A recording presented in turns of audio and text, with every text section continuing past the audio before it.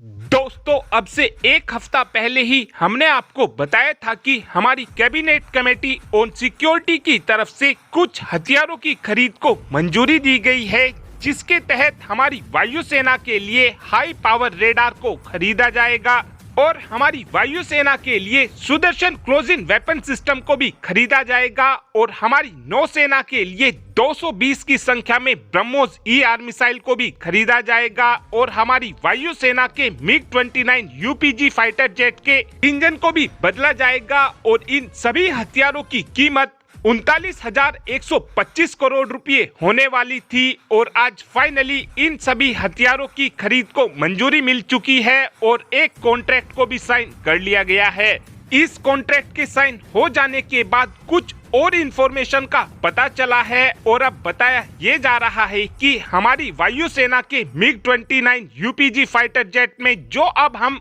RD-33M के नाम का इंजन लगाने वाले हैं, इस इंजन के कुछ क्रिटिकल कंपोनेंट की टेक्नोलॉजी रशिया भारत को देने के लिए तैयार हो गया है। इस इंजन को हम भारत के अंदर ही बनाने वाले हैं, जिसका हमको फायदा ये होगा कि हम इस इंजन का काफी आसानी से ओवरहॉल भारत के अंदर ही कर सकेंगे और इस इंजन डील की कीमत 5,249.72 करोड़ रुपए होने वाली है और जो हमारी वायुसेना के लिए सुदर्शन क्लोजिंग वेपन सिस्टम खरीदा जा रहा है, इसकी कीमत 7,668.82 करोड़ होने वाली है। सुदर्शन क्लोजिंग वेपन सिस्टम की मदद से हम काफी आसानी से स्मार्ट एम्यूनेशन को भी फायर कर सकेंगे और इस क्लोजिंग वेपन सिस्टम की मदद से हम काफी आसानी से दुश्मन देशों के ड्रोन, हेलीकॉप्टर और फाइटर जेट को मारकर गिरा सकेंगे। और एक कॉन्ट्रैक्ट को LNT के साथ भी साइन किया गया है, जिसके तहत हमारी वायुसेना के लिए हाई पावर रेडार को खरीदा जाएगा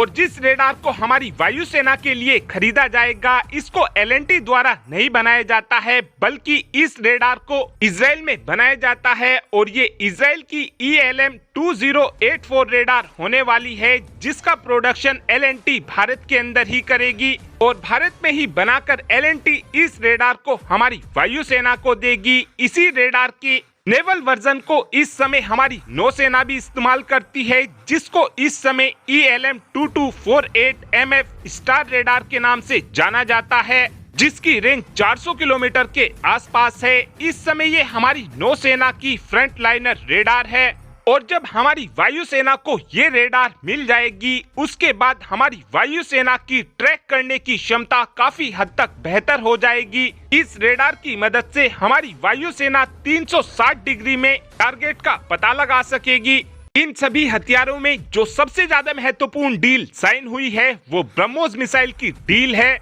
हमारी नौसेना के लिए 19,518.65 करोड़ में 220 की संख्या में ब्रह्मोस ER मिसाइलों को खरीदा जाएगा, जिसका इस्तेमाल हमारी नौसेना करेगी और हाल ही में ही हमारे नौसेना के चीफ R हरि कुमार जी की तरफ से बोला गया था कि आने वाले समय में ब्रह्मोस मिसाइल हमारी नौसेना की फ्रंट लाइनर मिसाइल होने वाली है और ब्रह्मोस मिसाइल का इस्तेमाल हम अपने सभी जंगी जहाजों में करने वाले हैं और आज इन सभी हथियारों के कॉन्ट्रैक्ट को साइन कर लिया गया है।